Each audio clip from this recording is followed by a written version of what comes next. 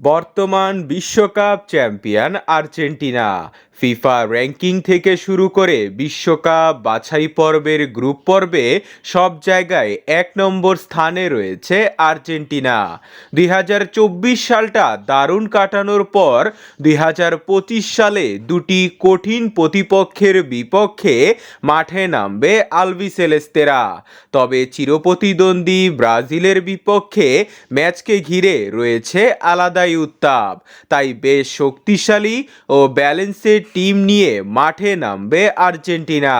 তো চলুন এক নজরে দেখে নেওয়া যাক কেমন স্কোয়াড গঠন করছে আর্জেন্টিনা।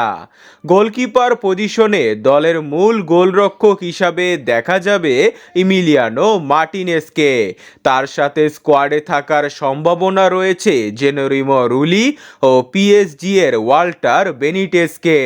সেন্টার ব্যাক পজিশনে থাকার রেসে সবার থেকে এগিয়ে রয়েছে ম্যানচেস্টার ইউনাইটেডের দুর্দান্ত ফর্মে থাকা লিসান্দ্রো মার্টিনেজ এবং কিছুটা ইনজুরিতে থাকা ক্রিস্টিয়ান রোমেরো। তবে ইনজুরিতে থাকা ক্রিস্টিয়ান রোমেরো ফিরবেন আগামী মাসের শেষের দিকে।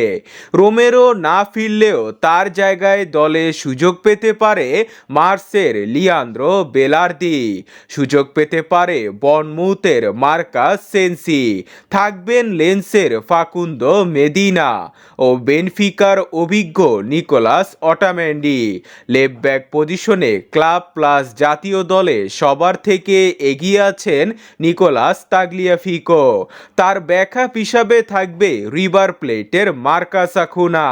রাইট ব্যাক পজিশনে থাকবেন অ্যাথলেটিকো মাদ্রিদের নাউহেল মোলিনা ও তার ব্যাকআপ হিসাবে থাকবেন মন্টিয়েল। মিডফিল্ড পজিশনে থাকবে বিশ্বের সেরা 3 মিডফিল্ডার, থাকবে এনজো ফার্নান্দেস, লিভারপুলের ম্যাকঅ্যালিস্টার ও অ্যাথলেটিকো মাদ্রিদের রদ্রিগো দি পল।